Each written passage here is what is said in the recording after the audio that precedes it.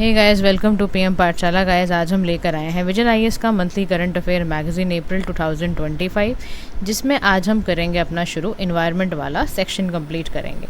Hopefully जो बच्चे channel पे नए हैं उन्हें अगर ज्वाइन कर लिया है चैनल को, वेल एंड गुड है। आप प्लीज़ सब्सक्राइब कीजिए चैनल को ताकि करंट अफेयर स्टैटिक पोर्शन आपको पता चलता रहे। एग्ज़ाम में किस तरह के क्वेश्चंस आते हैं, कैसे करंट अफेयर्स को रिवाइज़ करना है, कैसे एक मैगज़ीन जो इतनी टफ लगती है उसको कैसे ईजी करने का, तो पीएम पाठशाला वो सारा काम फ्री ऑफ कॉस्ट कर रहा है। तो आप चैनल पर अगर नए आए हैं तो देखो, अप्रैल की मैगज़ीन का ना polity, governance, IR, economy, security सब हो गया विद एमसीक्यूज़, जो भी करंट अफेयर्स हमारे आए हैं उससे रिलेटेड। तो वो आपको पीडीएफ्स भी मिलती है टेलीग्राम लिंक पर, तो आप प्लीज़ चैनल को ज्वाइन करिए। और आज हम इन्वायरमेंट सेक्शन को सबसे पहले देखेंगे। इको सेंट्रिक अप्रोच क्या होती है। इको नाम से ही समझ में जैसे कि आ रहा है कि भाई ऐसा कुछ कि जहाँ पर ना एनवायरनमेंट को यानी पूरे इकोसिस्टम को कैसे ध्यान में रखना है, वो सारी बातें यहाँ पर आएंगी। अब यहाँ ये कह क्या रहा है, ये कह रहा है कि ना इको सेंट्रिक जो अप्रोच है वो न्यूज़ में इसलिए बहुत ज़्यादा इस वक्त आई कि सुप्रीम कोर्ट ने हाईलाइट करा जो इंटरनेशनल जूरिस्प्रूडेंस है ना, तो भारत ऐसी पहली कंट्री है जिसका जो शिफ्ट है वो एंथ्रोपोसेंट्रिक से यानी ह्यूमन बीइंग की सेंट्रिक अप्रोच से इको सेंट्रिक अप्रोच की तरफ ज़्यादा बढ़ रहा है। और ये एक अच्छी बात भी है। क्या है इसके बारे में अभी हम देखते हैं।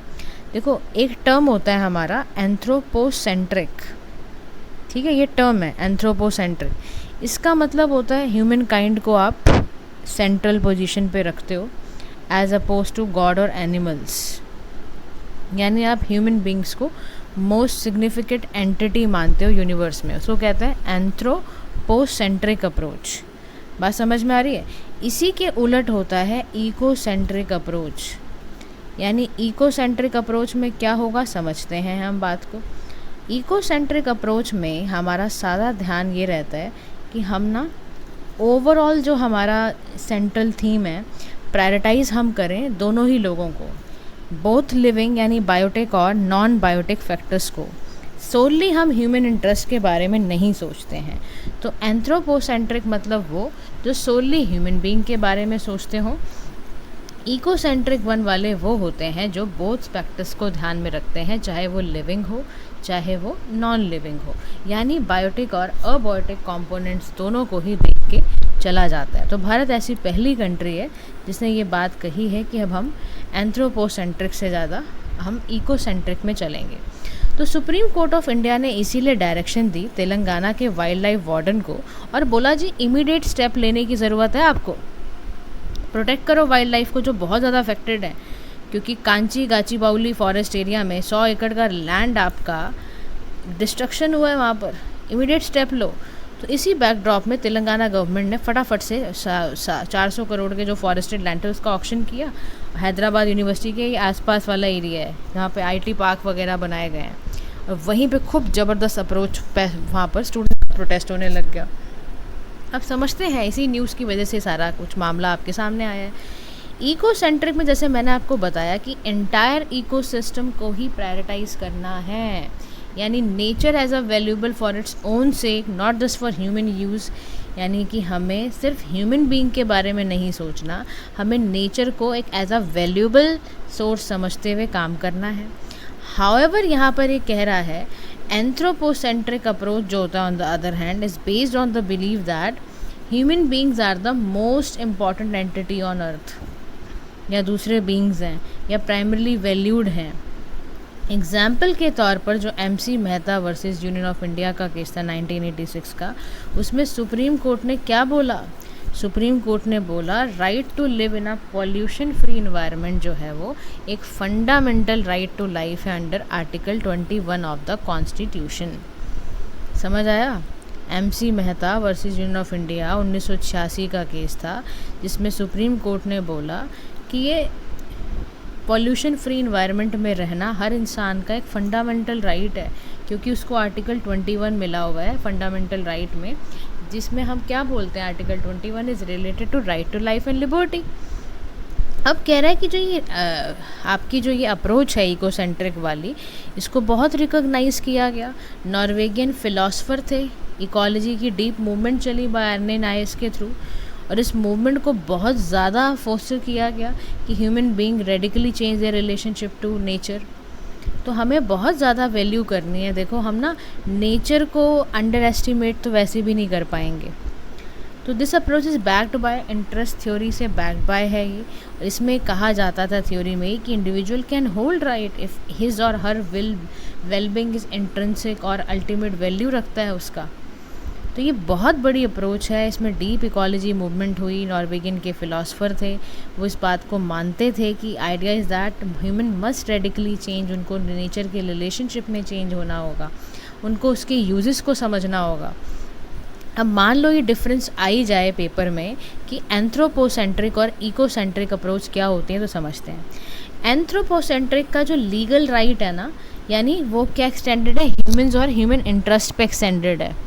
इकोसेंट्रिक का मतलब क्या है, रिवर है, नेचर है, उसके बाद लीगल राइट्स हैं। एथिकल बेसिस क्या है कि ये considered human being as an end, और इकोसेंट्रिक में इगैलिटेरियन अप्रोच पे चलते हैं। एथिकल बेसिस क्या है कि जो फिलासफर हैं इमैनुअल कांत हैं, उन्होंने आर्ग्यू करा कि ह्यूमन के पास एक कैटेगोरिकल ड्यूटी है to treat person always as end and never merely as means. ये बात की गई।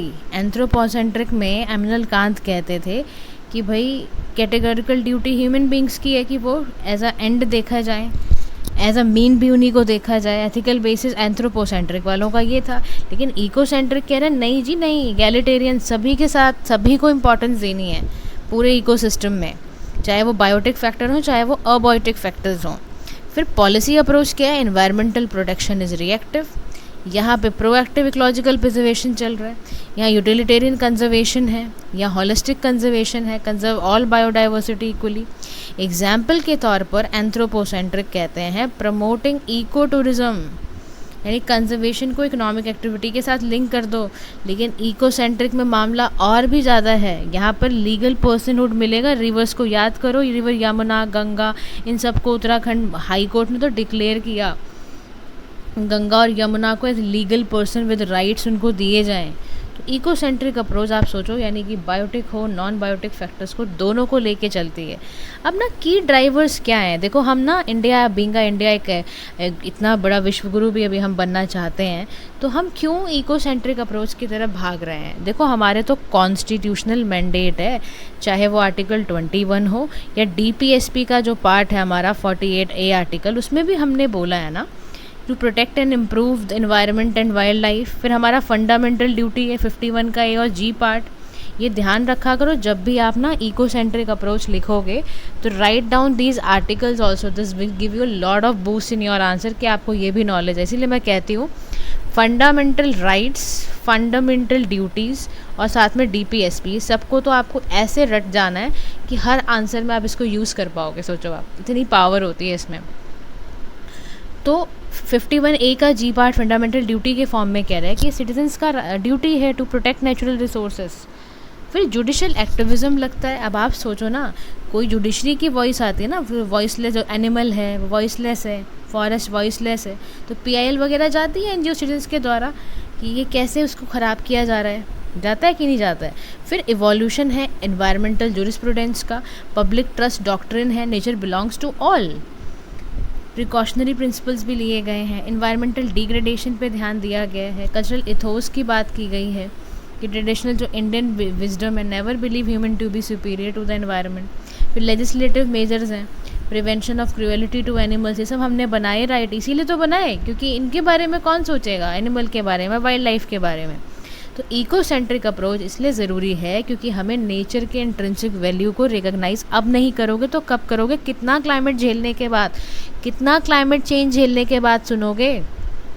फिर strengthening wild life and biodiversity protection also, अगर आप चाहते हो बायोडाइवर्सिटी का प्रोटेक्शन स्ट्रेंथन हो तो उसके लिए भी ज़रूरी है, आपको गैप्स ख़त्म करने पड़ेंगे। फिर इकोसेंट्रिक अप्रोच में एनवायरनमेंट हमारा एक्सपेंड होगा, हमारे ग्लोबल टारगेट्स पूरे होंगे। अब आप सोचो ना, इक्वाडोर ये पहली कंट्री है वर्ल्ड की जिसने राइट ऑफ नेचर को वैल्यू किया और अपने कॉन्स्टिट्यूशन में लिखा उसके बारे में। अब इम्पॉर्टेंट जुडिशल यहाँ पर प्रोनाउंसमेंट है रिलेटेड टू इकोसेंट्रिक अप्रोच, तो चाहे वो TN गोदावर्मन का केस हो जिसमें कि फॉरेस्ट के एक्सपेंड किए गए उसके मतलब को बताया गया, फिर NR Nair versus union of India का केस था, सुप्रीम कोर्ट ने बोला कि एनिमल्स के पास भी कॉन्शियस बीइंग्स हैं, वो उनको भी जीने का हक है, उन पे क्यों माराधाड़ी या क्रूअल्टी की जाती है। फिर WWF का वर्सेस का केस भी आया था, वहाँ पे भी हमने कहा भाई फ्लोरा फौना दोनों इम्पॉर्टेंट हैं। फिर चाहे वो animal board of India versus Nagaraja हो, आपको याद हो जलीकट्टू की प्रैक्टिस को रोकने की बात की गई थी, सुप्रीम कोर्ट ने यही प्रायोरिटाइज़ किया था। आप एनिमल ओवर ह्यूमन ट्रेडिशंस ये क्या करने की कोशिश कर रहे हो, मार्केटाई क्यों करवा रहे हो। तो कंक्लूजन में कह रहा है कि इंडिया का जो जुडिशरी का शिफ्ट है ना, इको सेंट्रिक अप्रोच एक बहुत बड़ा ट्रांसफॉर्मेशन लेकर आएगा इन्वायरमेंट में, क्योंकि अब हम नेचर की इंट्रिंसिक वैल्यू, उसकी अंदरूनी वैल्यू को समझ रहे हैं, अपने कॉन्स्टिट्यूशन के विजन को फुलफ़िल कर रहे हैं। तो अब हम इकोलॉजिकल जस्टिस कर पाएंगे अगर वाकई सुप्रीम कोर्ट इस काम में लग गया अच्छे से। तो नेक्स्ट पर हम चलते हैं अपने नेक्स्ट टॉपिक की ओर, जिसका नाम है revised classification of industries. News में क्यों रहा, क्योंकि CPCB ने यानी सेंट्रल पोल्यूशन कंट्रोल बोर्ड ने डायरेक्ट किया है SPCB को यानी स्टेट पोल्यूशन कंट्रोल बोर्ड को कि कुछ इंडस्ट्रीज़ के लिए रिवाइज़ किए गई हैं क्लासिफिकेशन। इन्होंने ना एक ना देखो पोल्यूशन इंडेक्स होता है, पोल्यूशन इंडेक्स का मतलब है जो कि ना प्रिकॉशनरी प्रिंसिपल पे चलता है, यानी आपकी इंडस्ट्री की वजह से, जो भी इंडस्ट्री हो आपकी, आप इंडस्ट्री की वजह से पानी में कितना पोल्यूशन हो रहा है, एयर को कितना पोल्यूट कर रहे हो, कितना वेस्ट निकाल रहे हो, तो इसकी रेंज रखी जाती है 0 to 100। जितनी ज़्यादा इसकी वैल्यू होगी तो PI दिखाता है कि आपका डिग्री ऑफ पोल्यूशन उतना ज़्यादा है। जैसे मान लो किसी का PI 100 निकला, यानी बहुत ज़्यादा पोल्यूटेड इंडस्ट्री है, उसको तुरंत बंद करो आप। जितनी कम होगी उतना पोल्यूशन इंडेक्स कम आएगा। समझ में आ रहा है। अब रिवाइज क्लासिफिकेशन में यहाँ पर क्या कह रहा है, to create a clean and transparent working environment, ताकि ease of doing business promote हो, लोग आपके घर में काम करने आए, इन्वेस्टमेंट करना पसंद करें आपकी कंट्री में।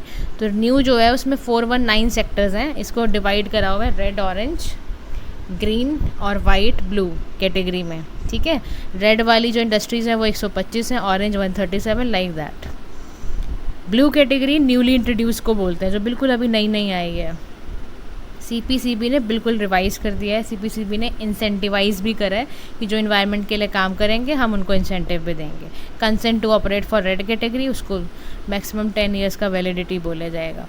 अब क्लासिफिकेशन कैसे होगी इंडस्ट्रीज़ की, कह रहा है आज से थोड़ा ना हुई है। दून वैली उत्तराखंड नोटिफिकेशन किया था 1989 में, तो मिनिस्ट्री ऑफ एनवायरनमेंट फॉरेस्ट ने तभी इशू किया था। तो ये बेसिकली ना क्लासिफिकेशन होता है 2016 में शुरू हुआ था। इसका पर्पस था industry is establish in a manner जो कि कंसिस्टेंट रहे इन्वायरमेंट के ऑब्जेक्टिव्स के साथ। तो entire industrial sector and not for individual units. अब क्या रेलेवेंस होती है क्लासिफिकेशन की वो समझते हैं। देखो, सबसे पहले सिटिंग क्राइटेरिया, यानी इसको टूल की तरह यूज़ किया जाता है फॉर डिसाइडिंग लोकेशन, सिटिंग वगैरह को देखते हुए। फिर क्लस्टर को देखते हुए कि स्टेट स्पेसिफिक क्लस्टर का डेवलपमेंट कैसे करना है। फिर प्लान करना फॉर कंट्रोल ऑफ पोल्यूशन।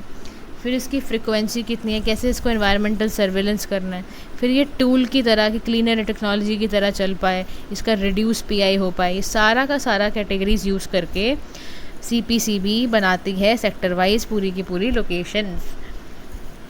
अब ये कह रहा है कि ये देखो जी कैटेगरी है सेक्टर्स की, जो रेड कैटेगरी के सेक्टर्स होते हैं, यानी कि उसका मतलब क्या है, कह रहा है उसका जो PI होगा ना वो लेस देन 80 होगा।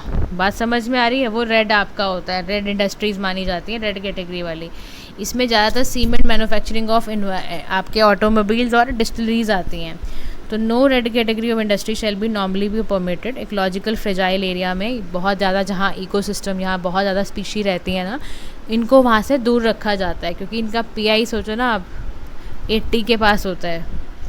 फिर ऑरेंज वाली जो होती है उनकी 55 से 80 तक का होता है PI। ठीक है, तो ये ब्रिक मैन्युफैक्चरिंग है, ड्राई सेल है, ये इसमें आती हैं। ग्रीन वाली 25 से 55 होती हैं, इसमें जैसे माइक्रो मैन्युफैक्चर करना हो, चिलिंग प्लांट, ये सब आता है, कॉम्पैक्ट डेस्क कंप्यूटर। वाइट वाली 25 से कम होती है, नॉन पोल्यूटिंग होती है, इसमें एनवायरमेंटल क्लियरेंस की भी ज़रूरत नहीं पड़ती है।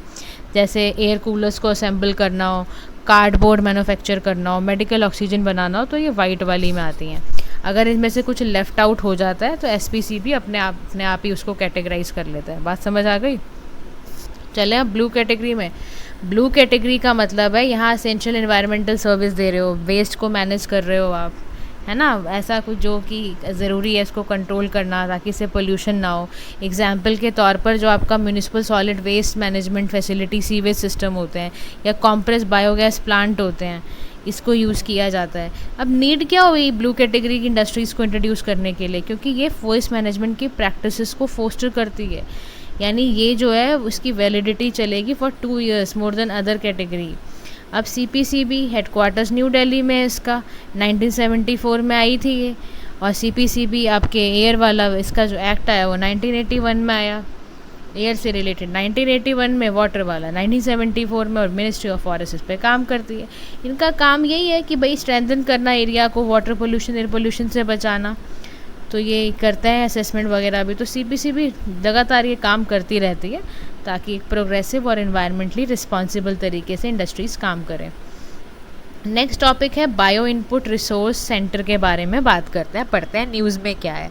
देखो यूनियन मिनिस्टर जो एग्रीकल्चर एंड फार्मर वेलफेयर है ना, इन्होंने कुछ गाइडलाइन निकाली हैं बायो इनपुट रिसोर्स सेंटर से रिलेटेड, क्योंकि हमारा ध्यान ना NMNF पे जा रहा है, यानी क्या होता है ये national mission on national farming पर होता है ये। अब इसका पर्पस क्या है, like bio input resource centre को हम क्यों सेटअप कर रहे हैं, क्योंकि हमारा ध्यान है बायो फर्टिलाइजर्स की सेल हो, मेंटेन हो, बायो पेस्टिसाइड्स जाएँ, फार्मर उसको यूज़ करें, ready to use organic input हो, फार्मर्स को ट्रेनिंग दी जाए, नॉलेज दी जाए, सेल्स कराई जाए। तो bio input resource centre basically cluster level enterprise है, इसमें टाइम टेस्ट किया जाता है, प्रिपेयर किया जाता है बायोलॉजिकल एंटिटीज़ को।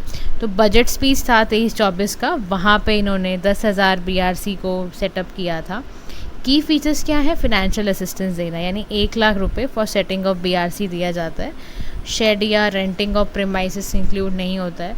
अदर्स की ऐसे फॉर्मेशन है, प्रमोट करना है 10,000 फार्मर प्रोड्यूसर ऑर्गेनाइजेशन को, तो उसके लिए यूज़ किया जाता है। प्रिपरेशन की बात की जाए बायो इनपुट की, तो as per the requirement of local farmers, local land use patterns, इसके लिए यूज़ किया जाता है। इसको ऑपरेट कौन कर सकता है, तो सेल्फ हेल्प ग्रुप हैं, नेचुरल फार्मिंग फार्मर्स हैं, गौशालाज हैं, ये सब यूज़ करते हैं। नेशनल मिशन और नेचुरल फार्मिंग क्या है, इसमें आप self and nutritious food use करते हो, और 90 और 10 का रेशो चलता है यहाँ पर हिली स्टेट्स के लिए। सेंट्रली स्पॉन्सर्ड है, स्टेट और सेंटर दोनों पैसा लगाते हैं। इसमें यही है ग्राम पंचायत वगैरह नेशनल फार्मिंग के लिए कैसे कैसे काम करना है। इन्होंने कृषि सखी भी रखी हुई हैं ताकि कैसे हम ना नेचुरल फार्मिंग का यूज़ करके एग्रीकल्चर को अच्छा कर सकते हैं। Move to the next topic, जिसमें हम ना फंक्शनल डी एक्सटिंक्शन की बात करने जा रहे हैं। न्यूज़ में देखो इसलिए रही क्योंकि US का जो बायोटेक कंपनी है ना, कोलोसल बायोसाइंसेस, इसका ना क्लेम है, ये दावा कर रहे हैं कि जेनेटिकली इंजीनियर 3 ग्रे जो वॉल्व पप्स हैं वो ना ट्रेड कुछ ना एक्सटिंक्ट डायर वॉल्व जैसा उनका कुछ दिखता है। अभी एक्सटिंक्ट हो चुका है डायर वॉल्व, लेकिन इनके अंदर ना कुछ क्वालिटी वैसी सी हैं, और वर्ल्ड का पहला सक्सेसफुल डी एक्सटिंक्शन माना जा रहा है कि अगर ऐसा हो जाता है ना, ग्रे वॉल्फ से अगर जो पैदा हो रहे हैं उनके अंदर अगर डायर वॉल्फ वाले ट्रेड है तो बहुत बड़ी बात है, और पहला ऐसा देखा जाएगा कि फंक्शनल डी एक्सटिंक्शन हुआ है। क्या होता है ये समझते हैं।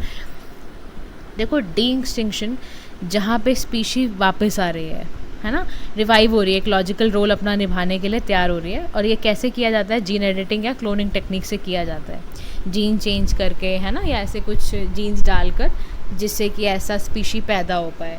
अब these revived organisms are not exact replica नहीं होते हैं, आप समझ रहे हो ना, क्लोजली रिजेंबल ज़रूर करेंगे, एग्जैक्ट नहीं होते हैं फंक्शंस में भी। तो इसको करने के लिए हमने टेक्नोलॉजी का इस्तेमाल करते हैं, जैसे क्रिस्पर, जीन एडिटिंग, ये सारी टेक्नोलॉजी है जिससे हम जीन एडिट करके स्पीशी को पैदा कराते हैं, जीनोम मैपिंग वगैरह करके। ये ऐसे दिखते थे डायर वॉल्फ, समझ रहे हो। तो यहाँ पर कह रहा है कि इसका नाम, साइंटिफिक नाम होता है एनोसाइन डायरस। कैनाइंस होते थे, सदर्न कनाडा में मिलते थे आपको, US में मिलते थे। जब ये 13,000 साल पहले हुए ना, तो ये इतना दमखम रखते थे, लगा लो आप। अब कैनिन्स क्या होते हैं बेसिकली, कैनाइन जो होते हैं ना, वो एक 4 पॉइंटेड टीथ वाले होते हैं, बड़े नुकीले 4 दांत होते हैं उनमें से, in the front of persons और एनिमल्स माउथ, ऐसा सा यहाँ पे दिखने को मिलते हैं ये, तो उन्हें कैनाइन कहते हैं बेसिकली, ठीक है। तो इसमें 3.5 फीट टॉल होते हैं और 6 फीट तक ये लेंथ में जाते हैं। इनका वेट ज़्यादातर 68 kg तक होता है। तो बिल्कुल ग्रे वॉल्फ की तरह दिख रहे हैं ये, और कॉज ऑफ एक्सटिंक्शन इनका ये था कि लास्ट प्री स्पीशीज़ आ गई थी, ह्यूमन एक्टिविटीज़ ऐसी हो गई थी कि गायब हो गए थे। अब ये कह रहे हैं कि जो कोलोसल बायोसाइंसेस है ना, उसकी वजह से ये डायर वॉल्फ वापस आए हैं। समझना क्या होता है ये। देखो जब कोलोसल बायोसाइंस की बात की जाती है तो इसमें क्लोनिंग प्लस जीन एडिटिंग का इस्तेमाल किया जाएगा। 2 एंशिएंट सैंपल लेके किया जाएगा। 3 पप्स को बेसिकली इन्होंने बर्थ दिया है। एंशिएंट डीएनए एक्सट्रैक्शन है, तो एक्सट्रैक्टेड डीएनए फ्रॉम 2 डायरवॉल्फ फॉसिल को 13,000 year old tooth from Ohio and 72,000 year bone from इदाहो, इसको यूज़ करा हुआ है बेसिकली। मतलब डीएनए को एक्सट्रैक्ट करा हुआ है, एंशिएंट डीएनए का एक्सट्रैक्ट किया हुआ है। जो 2 डायरवॉल्फ फॉसिल में थे ना, उसमें से ना डीएनए निकाला, ओहियो से भी निकाला, इदाहो से, ईयरबोन से निकाला, ऐसे निकाला इन्होंने। सबसे पहला काम समझ में आ गया, डीएनए एक्सट्रैक्ट किया है, जो फॉसिल्स थे, जो उसके दांत थे, जो उसके कानों से निकाला है कुछ कुछ बोन्स। फिर जीनोम मैपिंग किया, यानी उसको सीक्वेंस करा, कंपेयर किया मॉडर्न ग्रे वॉल्फ से और उसके फंक्शंस निकाले। फिर इन्होंने ना क्रिस्पर जीन एडिटिंग कर दी। कैसे करा, जीन को ना क्लोजेस्ट लिविंग रिलेटिव कराकर ऐसे जीन्स डाल दिए ग्रे वॉल्फ में, ताकि बच्चा इनका ऐसा ही पैदा हो, डायर वॉल्फ जैसा, ताकि वो वेरिएंट इसके अंदर वापस आ पाएँ। फिर क्लोनिंग एंड बर्थ कैसे किया कि एडिट कर दिया डीएनए को, बिल्कुल ऐसा बना दिया कि इसमें डोमेस्टिक डॉग सरोगेट वगैरह कर दिया। मैं करके भी देखा 3 ग्रुप्स में, रोमल्स, रेमस, खालसीन, ये 3 पप्स थे जो आए हैं ऐसे। तो instead of traditional cloning scientist ने ना लेस इन्वेजिव मेथड यूज़ करा है। इसको कहते हैं endothelial progenitor cell, grey wolf में से यूज़ करा है, ताकि closest living relative dire wolf का निकल कर आ जाए। अब देखो फंक्शनल डिस्टिंक्शन के फ़ायदे क्या होते हैं, क्यों किया गया। सबसे पहली बात, हमारे इकोसिस्टम को फ़ायदा मिलेगा, हमारी फूड चेन, हमारी न्यूट्रिएंट साइकिल को वापस से रीइंस्टेट होने का मौका मिलेगा, हमारी बायोडाइवर्सिटी अच्छी हो जाएगी, हमारे निश जो पैदा हुए थे वो वापस आ जाएंगे, हमारी डिज़ीज़ फ्री रेजिस्टेंस होगा, जेनेटिक डाइवर्सिटी आ जाएगी। लेकिन कंसर्न भी हैं, डी एक्सटिंक्शन का कंसर्न सबसे पहला ये है, एक तो रेप्लिका परफेक्टली नहीं आएगा, पोटेंशली इन्वेजिव हो सकता है, ये इकोलॉजिकल बैलेंस को ख़राब करना भी हो सकता है ये, और एथिकल है कि इससे आप ना एनिमल के वेलफेयर को भी तो नज़रअंदाज कर रहे हो, उसके जीन्स को हिलाकर। तो क्रिटिक्स ने आर्ग्यू करा कि भाई D extinction project could be better spent on conserving existing endangered species को कंजर्व करने में लगाओ। तुम क्या इतने पुराने उसको ढूंढ रहे हो, कुछ और गड़बड़ हो गई तो क्या करोगे। कोई क्लियर गाइडलाइन नहीं है एथिकल्स की आपके पास डिस्टिंक्शन की, तो इसलिए फ़ायदा नहीं है इसको करने से। तो रिवाइवल डायर वॉल्फ क्रिएचर का by Colossal Biosciences ground breaking तो है कि हाँ ये बहुत अच्छा काम हो रहा है, लेकिन when it opens new avenues for conservation understanding extinct species के बारे में सोचना पड़ेगा, केयरफुल कंसिड्रेशन करने की ज़रूरत है, ethically, ecologically, scientifically. Technological advance खाली होने से कुछ नहीं होता है, आपको बैलेंस देखना पड़ेगा, इनोवेशन एंड रिस्पॉन्सिबिलिटी लेनी पड़ेगी, तब जाके आप इसमें कुछ कह सकते हो कि हाँ ये कुछ हुआ है ऐसा। समझ में आया। तो this is all about this topic guys. Short ज़्यादा हैं, विल डिस्कस दिस टुमारो। आज के लिए इतना ही, कल आपके MCQs भी आएंगे, ठीक से वीडियो को रिवाइज कर लेना। Thank you so much for listening, have a nice day to all.